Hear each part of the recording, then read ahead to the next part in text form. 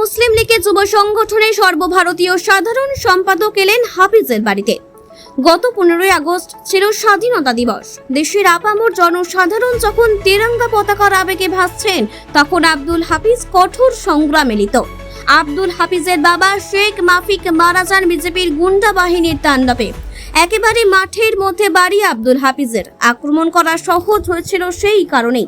দোষটা কি ছিল তার? কেনই বা তাকে হারাতে হলো বাবা? শুনুন বিস্তারিত। বাঁকুড়ার ইন্দাস ব্লকের করিসুন্দা গ্রামের এডুকেশনে second year drop out student Abdul Hafiz প্রথম থেকে ইচ্ছে ছিল গেমসে যাব, আর সেই কারণে গেমস তার জীবনে সাড়া দিল। ভাগ্যটা এতটাই খারাপ ছিল, তার একটা পা গেল ভেঙে। প্রায় 1.5 বছর অপারেশনের পর পড়ে রইল বিছানায়। সোনামুখী কলেজে ওখানেই ইতি টানলো পড়াশোনায়। বাবা মৃত শেখ মাফিক রুটি বেকারির ফেরিওয়ালা ছিলেন। ছেলে ও মেয়েকে কষ্ট করে শিক্ষার আলোয় আলোকিত করেছেন তিনি, কিন্তু তাদের সাফল্য আর দেখা হলো না। চলতি বছরে দিল্লি যন্তর মন্তরে ককরোচ জনতা পার্টির পক্ষ থেকে দেশের শিক্ষা ব্যবস্থার হাল ফেরাতে আন্দোলনে নামেন সোনাম ওয়াংচু থেকে অভিজিৎ দীপিকেরা। আর তাদের এই প্রোটেস্টে অংশগ্রহণ করতে ইন্দাস থেকে তল্পিতল্পা গুটিয়ে মাফিকের ছেলে হাফিজ রওনা দেন দিল্লিতে সক্রিয় ভূমিকা পালন করেন আব্দুল হাফিজ। তারপর বাড়িতে এসে গ্রামের স্কুলে কি কি সমস্যা রয়েছে তা ওই স্কুলের শিক্ষককে বলেন তিনি, যাতে গ্রামের বাচ্চাদের পড়াশোনার কিছু অসুবিধা না হয়। আর তার জেরেই তার বাড়িতে হামলা চালায় বিজেপি আশ্রিত কিছু দুষ্কৃতীরা এবং অশালীন ভাষায় গালিগালাজ করে ওই বিজেপি দুষ্কৃতীরা। যদিও বিজেপির হাত নেই এই ঘটনায় বলেছেন বর্তমান মুখ্যমন্ত্রী শুভেন্দু অধিকারী।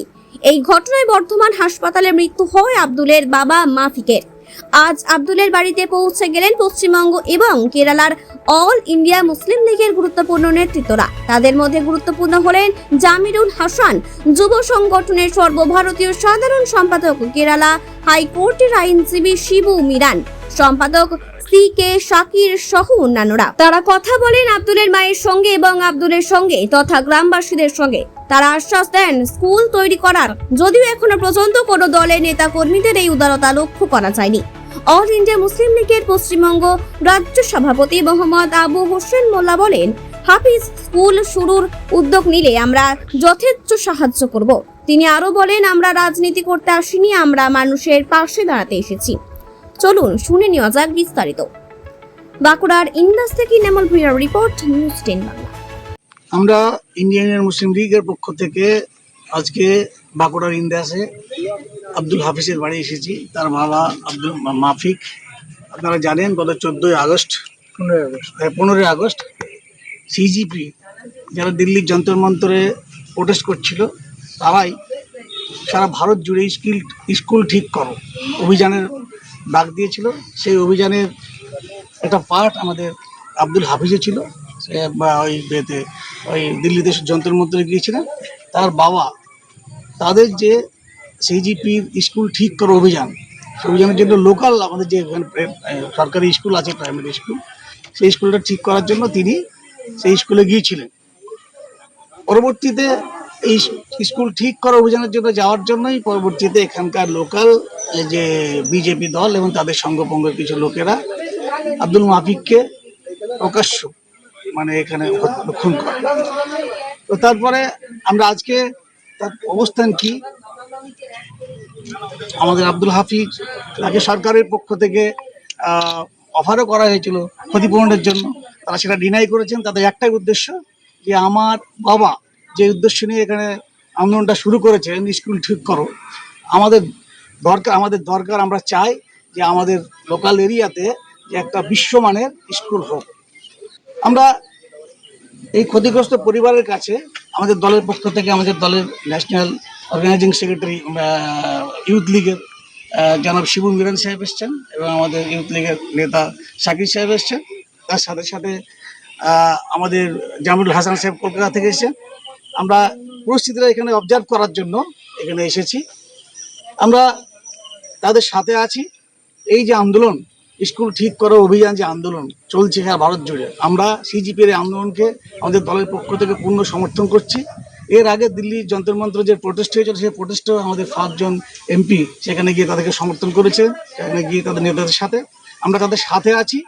আমরা এলাকাতে কোনো পলিটিক্স করতে আসিনি, এখানে আমরা এসেছি।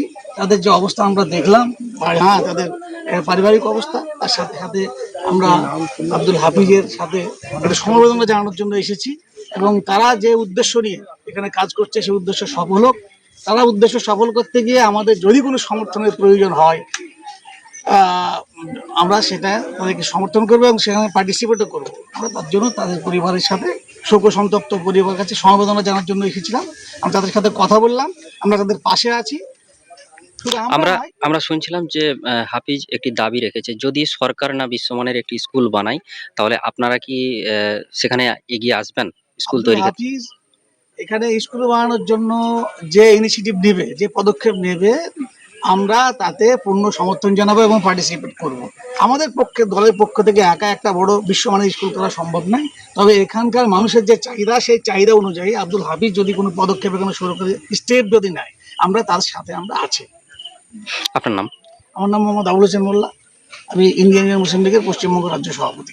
কথা বলছি, আপনারা আবুল সাহেবের কথা শুনলেন, কিন্তু আজকে এই এলাকা আমরা ঘুরে দেখলাম কি এখানে এডুকেশন অনেক অভাব আছে, আর আমি বিশেষ করে আমি খুবই লজ্জা লাগছে কি আমরা যে কাজ করা উচিত আমাদের আব্দুল করছে, আব্দুল হাফিজ সো ইয়াং ম্যান, কিন্তু আজকে আমি কোথা দিয়ে যাচ্ছি, ইনি যদি কোনো ল্যান্ড এখানে দেখেন স্কুল জন্য, we will buy the land for you.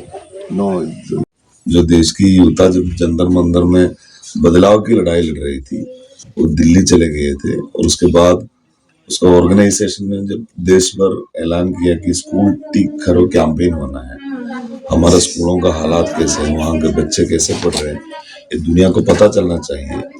वो कैंपेन में हिस्सा लेके अपने गांव के जो स्कूल है जहाँ उसने खुद पढ़ा था वहां जाके ये बताना चाहते थे कि स्कूल का हालात क्या है। चाहे तो हमारा सरकार उसको पॉजिटिव ले सकता था, चाहे तो अपना सरकार उसको पॉजिटिव ले सकता था कि अपने गांव के बच्चे उनको स्कूल दिखा के बता रहे कि यहाँ पे ऐसा गड़बड़ है, तो अच्छा सरकार है, लोगों को सुनने वाला है, बच्चों की पढ़ाई में अगर सरकार को ध्यान है तो उसको पॉजिटिव ले सकता था, जाके ठीक कर सकता था। लेकिन हम देख रहे हैं कल राजस्थान में बच्चों को भगाया गया स्कूल से, और यहाँ पे जब एक नौजवान अपने गांव के स्कूल की कमियां बता रही है तो उसको पापा का शहादत देखना पड़ा। उसके पापा को मार दिया गया, अस्पताल ले गए, वहां से फिर रिटर्न हो गया, और मोहम्मद माफिक साहब को शहादत देना पड़ा अपने मुल्क के बच्चों की पढ़ाई के लिए। तो हमें इन नौजवानों से काफी सीखने का है। ये जो लड़ाई लोग लड़ रहे हैं, बच्चे जो सबक हमें सिखा रहे हैं, हम बड़ों को सिखा रहे हैं, ये देश का बदलाव का सबक है, देश का बदलाव का पैगाम ये नौजवान हमें दे रहे हैं। We are in the house of Sheikh Abdul Hafiz, a brave young man who went enter journey to be in Delhi Jantar Mantar. He was part of the protest. And later, when the CJP called for a national-wide campaign regarding the condition of the schools of our country, School Theek Karo, then he went to his school where he studied early, and for that young man have to sacrifice his father. Now we are in his home. These youths are giving a great lesson to because we are in a mood that ये सब होने दो, but the young people of India again telling us that you want a revolution, if you want some change, you have to give sacrifice, you have to lose something. Okay.